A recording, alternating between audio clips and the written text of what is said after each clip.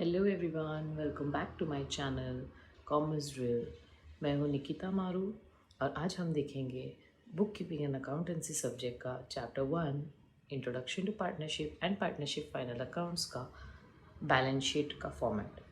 अगर आपको ये वीडियो अच्छा लगे तो उसे लाइक कीजिएगा, शेयर कीजिए, सब्सक्राइब कीजिए एंड कमेंट ज़रूर कीजिएगा। So let us begin with our format of balance sheet. First of all balance sheet क्या है? बैलेंस शीट कोई अकाउंट नहीं है। Balance sheet is a statement. यहाँ पर आपके ऑब्जेक्टिव्स के दो क्वेश्चन होते हैं। पहला, a statement showing financial position of the business, तो आंसर आएगा बैलेंस शीट। दूसरा, what is a balance sheet, तो यही स्टेटमेंट जो मैंने बताया वही उसका आंसर होगा। A balance sheet is a statement showing financial position of the firm or a business at the specific period of the year, यानी कि एक स्पेसिफिक पीरियड का वो हमें फिनेंशियल पोजीशन बताता है। ठीक है, सो बैलेंस शीट क्या है? It is a statement. क्योंकि ये स्टेटमेंट है, इसको डेबिट एंड क्रेडिट साइड नहीं है। क्यों? क्योंकि ये कोई अकाउंट नहीं है। प्लस इसके हेडिंग में आपको क्या लिखना है? Balance sheet for the year ended नहीं आता। यहाँ पे क्या आता है? बैलेंस शीट एज ऑन 31 मार्च, और जो आपके क्वेश्चन में ईयर दिया रहेगा वो यहाँ पे आपको मेंशन करना है।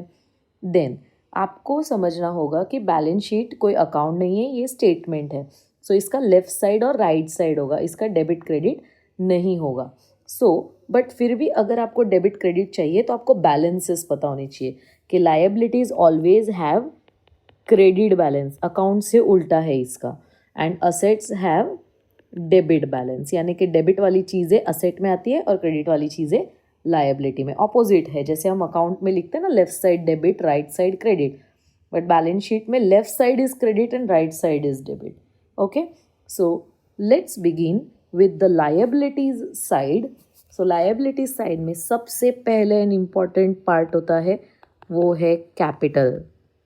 किसका? पार्टनर्स का। क्योंकि हम पार्टनरशिप के बारे में है तो कैपिटल किसका होगा? पार्टनर्स का। तो लेट अस से कि हमारे दो पार्टनर्स है ए एंड बी। सो यहाँ पे ए एंड बी के कैपिटल लिख दिए जाएंगे एंड आउटर में टोटल ले लिया जाएगा। ये कैपिटल कौन सा होगा? तो ये होगा क्लोजिंग बैलेंस ऑफ कैपिटल। अब क्लोजिंग बैलेंस यानी कि ईयर एंड, हमने कैपिटल अकाउंट बनाना हमारे पिछले वीडियो में सीखा था। मैं पिछले वीडियो का लिंक हमारे डिस्क्रिप्शन बॉक्स में मैं डाल दूंगी, सो दैट आप easily methods of capital account, ये वीडियो अगर आप देखेंगे तो आपको समझ में आ जाएगा कि कैपिटल का क्लोजिंग बैलेंसेस को हम कैसे फाइंड आउट करते हैं। ठीक है, सो यहाँ पर कैपिटल के क्लोजिंग बैलेंसेस एंटर होंगे। इसके अलावा उस वीडियो में हमने करंट अकाउंट के बारे में भी सीखा था, पार्टनर्स करंट अकाउंट। सो पार्टनर्स करंट अकाउंट का आपको एक चीज़ ध्यान में रखना रहेगा कि करंट अकाउंट अगर पॉजिटिव है तो ये भी पार्टनर्स का ही है। ठीक है, अगर ये क्रेडिट बैलेंस है तो ही यहाँ पर आएगा। ठीक है, अगर आपका करंट अकाउंट क्लोज करके आपको डेबिट बैलेंस मिलती है तो वो असेट साइड पे आएगा, पार्टनर्स करंट अकाउंट। वो आ जाएगा डेबिट बैलेंस वाला, वो आ जाएगा यहाँ पे असेट में। अगर क्रेडिट बैलेंस आती है तो लायबिलिटी, अगर डेबिट बैलेंस आता है तो असेट। दोनों में से कोई एक ही आएगा। ऐसा भी हो सकता है ए का लायबिलिटी में आए, बी का असेट में आए, या दोनों का लायबिलिटी में आए या दोनों का असेट में, ये हो सकता है। ठीक है, अब लायबिलिटीज साइड को हम आगे बढ़ाते हैं। लायबिलिटीज़ में अब और कौन कौन सी लायबिलिटीज़ आएगी? यहाँ पर हमारे कुछ रिजर्व्स के बारे में हम बात करेंगे। तो एक होता है जनरल रिजर्व, दूसरा हो सकता है रिजर्व फंड,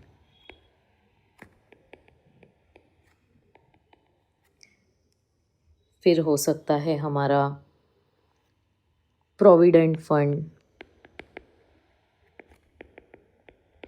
और प्रोविडेंट फंड से ही जुड़ा हुआ एक पार्ट आता है इंटरेस्ट ऑन प्रोविडेंट फंड। ठीक है, ये पार्ट हो सकता है। फिर हम लोन्स की बात करेंगे तो आगे इसमें आता है लोन, जो हमने बैंक से लिया रहेगा तो बैंक लोन अगर आपके क्वेश्चन में दिया है तो इट्स अ लायबिलिटी। फिर किसी फाइनेंशियल इंस्टीट्यूशन से लिया रहेगा तो हम कहते हैं उसे लोन फ्रॉम फाइनेंशियल इंस्टीट्यूशंस। अगर ऐसा आपके क्वेश्चन में दिया है तो लोन फ्रॉम फाइनेंशियल इंस्टीट्यूशन हमारे लायबिलिटी में आ जाएगा। फिर अगर आपने किसी से लोन्स एंड एडवांसेस है तो लोन्स एंड एडवांसेस, ये भी यहाँ पे आ जाएगा हमारा। फिर हम बात करते हैं हमारे और भी कुछ करंट लायबिलिटीज़ की, जिसमें दो मैं नाम ऐसे बताती हूँ, 2 से 3 नाम जो आपको ज़्यादातर क्वेश्चंस में दिखेगा। तो ये तो सन्ड्री क्रेडिटर तो फिक्स है, जो हर क्वेश्चन में आने ही वाला है, सन्ड्री क्रेडिटर्स। इसके अलावा आता है बिल पेएबल, ये भी आपको ज़्यादातर क्वेश्चन में दिया गया है, सन्ड्री क्रेडिटर बिल पेएबल, ये तो आपको याद होने ही चाहिए। इसके अलावा बैंक ओवरड्राफ्ट, ये भी आपको ज़्यादातर क्वेश्चन में रहेगा। सो आप ये चीज़ें याद रख लो कि ये आना ही है, हमें आना ही चाहिए। फिर आउटस्टैंडिंग एक्सपेंसेस, तो यहाँ पे एक्सपेंसेस आपको क्वेश्चन में नाम दिए होंगे। आउटस्टैंडिंग सैलरी हो सकता है, आउटस्टैंडिंग वेजेस हो सकता है, outstanding printing stationery, outstanding postage telegram, outstanding carriage inward, carriage outward, anything outstanding word के साथ दिया रहेगा। अगर वो खर्चा है तो वो आएगा लायबिलिटीज़ के अंदर, ठीक है। फिर कोई भी income which is received in advance, अगर आपको कोई इनकम रिसीव होती है एडवांस में तो it is a liability. Income received in advance, it is a liability. आपके क्वेश्चन में दिया है एडवांस रिसीव्ड, बट एडवांस क्या इनकम है तो वो लायबिलिटी है, ठीक है। सो इस तरीके से हमने कुछ कॉमनली आने वाले आपके क्वेश्चंस में आने वाली लायबिलिटीज़ हमने यहाँ पे देख ली है। अब बात करते हैं हम हमारे एसेट साइड की। सो एसेट साइड में हमने ऑलरेडी एक करंट अकाउंट के बारे में लिखा है। अब आगे जाते हैं हमारे एसेट्स में और भी, जैसे कि लैंड एंड बिल्डिंग, फिर हमारा आ जाता है plant and machinery, land and building, plant and machinery, फिर फर्नीचर, इक्विपमेंट्स,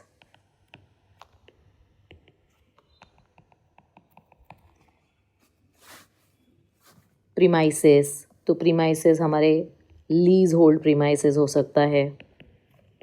ये जो भी मैं नाम बता रही हूँ ये ज़्यादातर क्वेश्चंस में आते हैं, ठीक है। तो अगर आपको मिनिमम इतने नाम हैं, lease hold premises, free hold premises, इस नाम से भी आता है फ्री होल्ड प्रीमाइसेस। प्रीमाइसेस यानी कि आपके बिल्डिंग के साथ जो अटैच्ड एरिया होता है, जो बिल्डिंग से अलग नहीं होता, बिल्डिंग के साथ ही अटैच्ड होता है, तो उसे हम कहते हैं प्रीमाइसेस, ठीक है।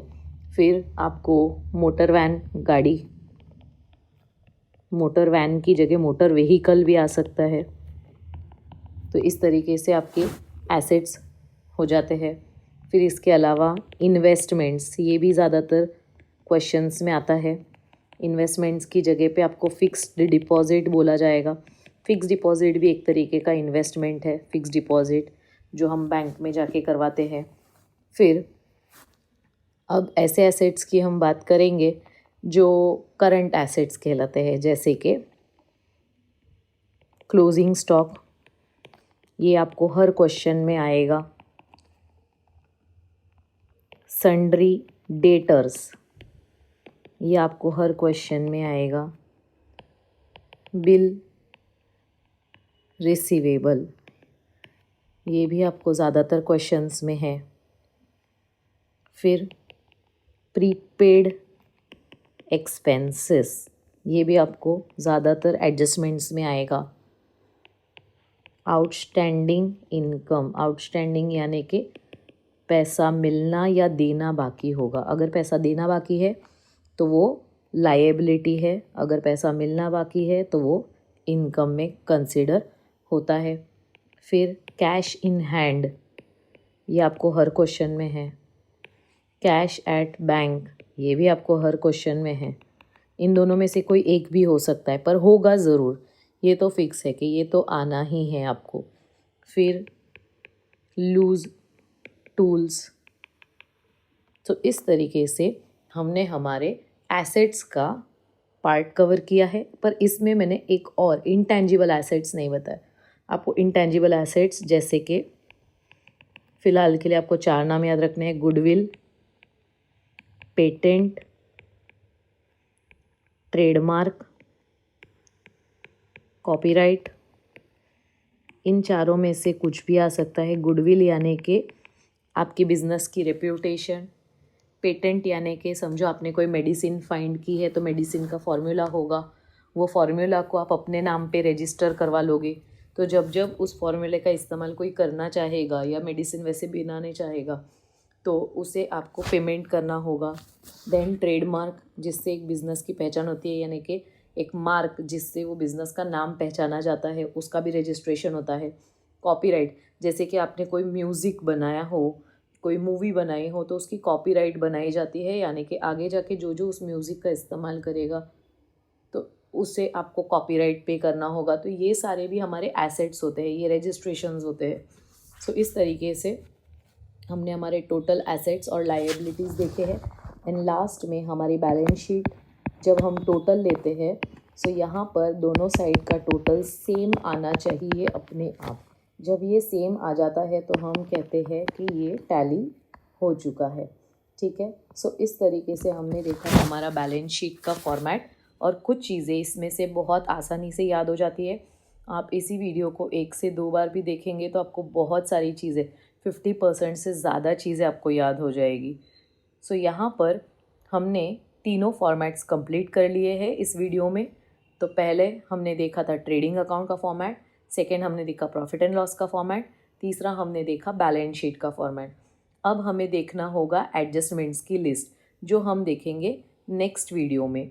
इस वीडियो को एंड तक देखने के लिए थैंक यू सो मच। अगर आपको ये वीडियो अच्छा लगा हो तो लाइक कीजिए। अगर आपको इस वीडियो से रिलेटेड कोई भी डाउट, क्वेरी होता है तो आप इसे कमेंट बॉक्स में डालिए। आप अपने फ्रेंड्स के साथ इसे शेयर कीजिए एंड मेरी चैनल को सब्सक्राइब करना ना भूलें। एंड बेल आइकन पे क्लिक कीजिए सो दैट आपको टाइमली बेसिस पे जब जब मैं वीडियो अपलोड करूँ आपको वो नोटिफिकेशन आ जाएगा। Thank you so much.